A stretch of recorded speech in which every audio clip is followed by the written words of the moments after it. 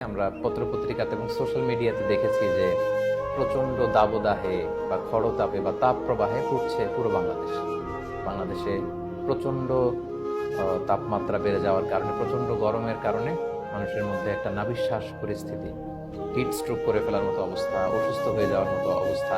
এবং যাদের সাথে আমরা কথা বলছি তারা প্রত্যেকেই খুব অস্বস্তিতে আছেন। অনেকে অসুস্থ, দোয়া চেয়েছেন আল্লাহ তাআলা যাতে সবাইকে সুস্থ রাখুন। এবং আল্লাহ তাআলার কাছে আমরা কামনা করছি আল্লাহ তাআলা এই তাপ যেন কমিয়ে দেন। তাপমাত্রা বেড়ে যাওয়া, তাপমাত্রা কমে যাওয়া, এগুলো সবই ন্যাচারাল ফেনোমেনা, এটা পৃথিবীর স্বাভাবিক একটা নিয়ম। এবং এগুলোর অনেকাংশেই আমরাও দায়ী, কারণ আল্লাহ তাআলা বলেছেন যহারাল ফাসাদু ফিল বাররি ওয়াল বাহরি বিমা কাসাবাত আইদিন নাস। জলে স্থলে যত বিপর্যয়, এগুলো তোমাদের হাতের কামাই। কখনো শীত আসে, কখনো গরম আসে।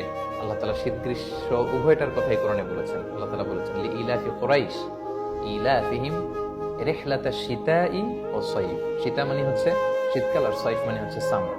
অর্থাৎ গরম ঠান্ডা দুটোর কথাই কোরআনে আছে, দুটোই এই পৃথিবীতে থাকে, এটা একটা প্রাকৃতিক ব্যাপার। কিন্তু মাঝে মাঝে আমাদের কারণেই এই পৃথিবী অনেক বেশি ঠান্ডা হয়ে ওঠে, আবার অনেক বেশি গরম উত্তপ্ত হয়ে ওঠে। আমরা যদি দেখি যে আমরা যে পরিমাণে গাছ কাটি, আমরা যে পরিমাণে পাহাড় কাটি, আমরা যে পরিমাণে নদী সাগরগুলোতে ডাম্পিং করি, এগুলোর কারণে এই যে একটা ন্যাচারাল ইকো ব্যালেন্স, এটা নষ্ট হয়ে যাচ্ছে। এবং পরিবেশ বিজ্ঞানীরা বলছে যে ধীরে ধীরে পৃথিবীর তাপমাত্রা এতটাই বাড়ছে যে আমাদের পৃথিবীর দুই প্রান্তে যে মেরু অঞ্চল আছে, ওই আইসবার্গগুলো গলে গলে পৃথিবীর অনেক দেশ দেখা যাবে যে একটা সময় পানির নিচে চলে যাবে। এবং গরমের সময় হুট করে প্রচন্ড গরম করবে, এবং শীতকালে স্বাভাবিক নিয়মের বাইরে যে প্রচন্ড শীত পড়বে। এটা কিন্তু আমাদের হাতের কামাই।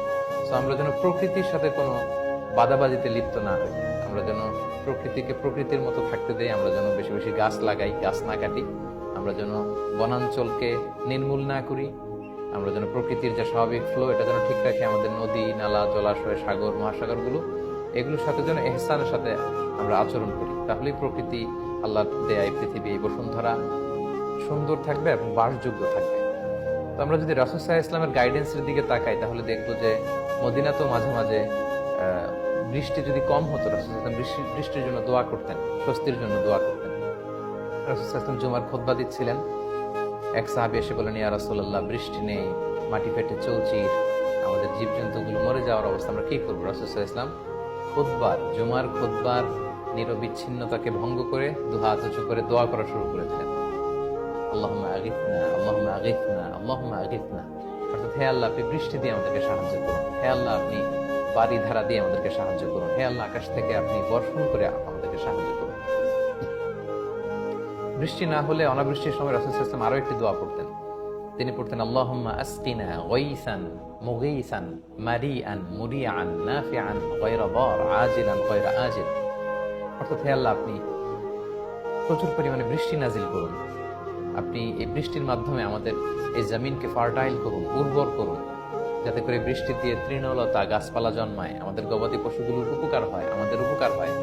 এবং নাফিআন গায়রা দার, এমন বৃষ্টি যেটা আমাদের কল্যাণে আসে, অকল্যাণ না হয়, ক্ষতি না হয়, কোন ধরনের হার্ম যাতে আমাদের না হয়। আজিলান গায়রা আজিল, আল্লাহ ডিলে না করে এখনই আপনি বাড়ি ধারা বর্ষণ করুন, এখনই বৃষ্টি নাজিল করুন। এভাবে চমৎকার দোয়া কিন্তু রাসূল সাল্লাল্লাহু আলাইহি ওয়াসাল্লাম করেছেন।